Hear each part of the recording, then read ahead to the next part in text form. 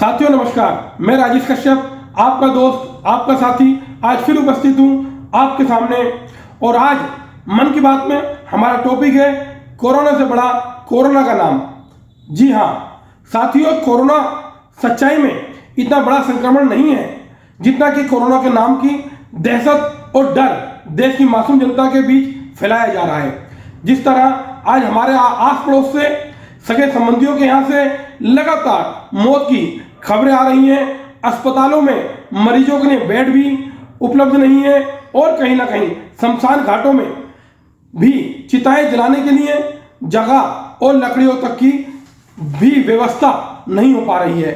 इससे तो यही लगता है कि सच्चाई में कोरोना वाकई बहुत बड़ी महामारी है। लेकिन दूसरी ओर जब हम देखते हैं कि देश के टॉप वीवीआईपीओ की लिस्ट, जिनमें देश के गृह मंत्री माननीय अमित शाह जी, बहुत से मुख्यमंत्री जी, मंत्री जी, सांसदों और विधायकों, यहाँ तक कि पूर्व उपराष्ट्रपति जी और कहीं ना कहीं हमारे फिल्म इंडस्ट्री के सबसे बड़े महानायक श्री अमिताभ बच्चन जी की और उनके समस्त परिवार को भी कोरोना होता तो जरूर है, लेकिन ये सभी बड़े बड़े लोग कोरोना को मात देकर ठीक हो जाते हैं। कोरोना इन बड़े बड़े लोगों को जान की हानि नहीं पहुंचा पाता और उन उल्टे इनके आगे खुद कोरोना अपना दम तोड़ देता है।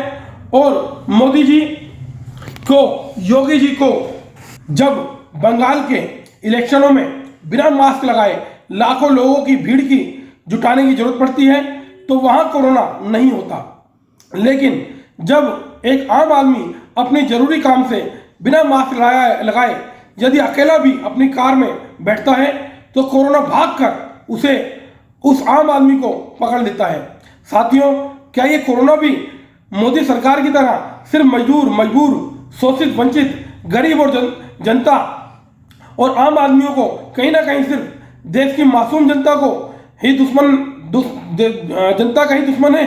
जिस तरह हमारी न्यायपालिका को, पुलिस को और शासन प्रशासन को बड़े नेताओं से, बड़े बड़े फिल्म स्टारों से और कहीं ना कहीं अमीर घराने के परिवार के लोगों से डर लगता है, उसी तरह कोरोना भी गरीब अमीर लोगों में भेदभाव करता है।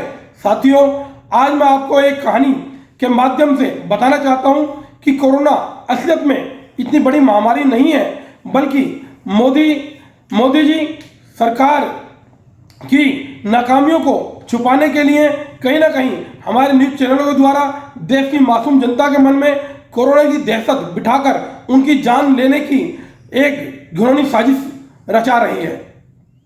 साथियों, कहानी इस प्रकार है कि बहुत समय पहले एक राजा से एक प्रकार की महामारी ने कहा कि राजा, मैं तेरे राज्य में 1 महीने के लिए आ रही हूं और इस 1 महीने के भीतर मैं 5000 लोगों की जान ले लूंगी। राजा ने तुरंत मोदी जी की तरह पूरे राज्य में खबर फैलवा दी कि एक महामारी आने वाली है जिसमें बहुत लोगों की जान जा सकती है, और तुरंत लॉकडाउन का आदेश कर लोगों से थाली बजवाने का, घंटी बजवाने का और कहीं ना कहीं बिजली बंद करके दिया मोमबत्ती जलाने की अपील भी कर दी और जनता से एक दहशत का माहौल पैदा कर दिया। तत्पश्चात 1 महीना समाप्त होने पर जब महामारी वहां से जा रही थी तो राजा ने उस महामारी से पूछा कि तुमने तो कहा था कि मैं सिर्फ लोगों की जान लूंगी और वो भी सिर्फ 5000 लोगों की, लेकिन मेरे राज्य में तो 55,000 लोग मारे गए हैं। तो महामारी ने कहा, राजा, मैंने तो सिर्फ और सिर्फ 5000 लोगों की ही जान ली है, बाकी 50,000 लोग तो तेरी नालायकी वाली लॉकडाउन की व्यवस्था से, थाली बजाने वाले अंधविश्वास से, तेरे द्वारा मासूम जनता के मन में महामारी का बड़ा चढ़ाकर डर और दहशत बिठाने की वजह से, तेरी बद इंतजामी की वजह से और जनता द्वारा 15 लाख रुपए के लालच में अयोग्य, मूर्ख, झूठा, फेंकू राजा चुनने की वजह से हुई है। मैं तो कहता हूं कि जब कंस, रावण और हिटलर जैसे लोग नहीं रहे तो मोदी जी आपको भी एक दिन जरूर जाना पड़ेगा, और जिस दिन आपको जाना पड़ेगा उस दिन खुद अपना जनाजा उठाना पड़ेगा। मोदी जी, आज आप जिस सत्ता के गुरूर में बैठे हैं, जिस ईवीएम की झूठी जीत पर आप देश को बर्बाद कर रहे हैं। मैं तो बताना चाहता हूं कि किसी और से ना हारेगा तू, किसी और से ना हारेगा, तुझको तेरा गुरूर मारेगा, तुझको दास्तार जिसने बख्शी है तेरा सर भी वही उतारेगा। एक जरा इंतजार तो कर, सब्र जीतेगा, जुल्म हारेगा, तुझको तेरा गुरूर मारेगा। जनता की रही बात मासूम जनता की, तो हम समाजवादी लोग, हमारी धड़कनें जब तक जारी रहती हैं हम सोते नहीं हैं। देश की जिम्मेदारी रहती है, हमें पल पल चिंता है देश के खजाने की, क्योंकि आज चोरों के हाथ में ही चौकीदारी रहती है। मैं देश की जनता को विश्वास दिलाना चाहता हूं कि बीजेपी सरकार के उल्टे दिन शुरू हो गए हैं।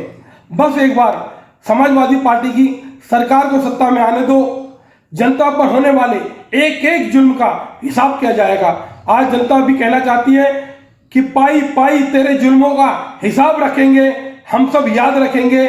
मोदी जी, योगी जी, हम सब याद रखेंगे, हम पाई पाई जुल्मों का हिसाब रखेंगे। बस एक बार समय आने दो। धन्यवाद। मैं राजेश कश्यप, समाजवादी पार्टी से संभावित प्रत्याशी, विधानसभा 122, फरीदपुर, बरेली, उत्तर प्रदेश।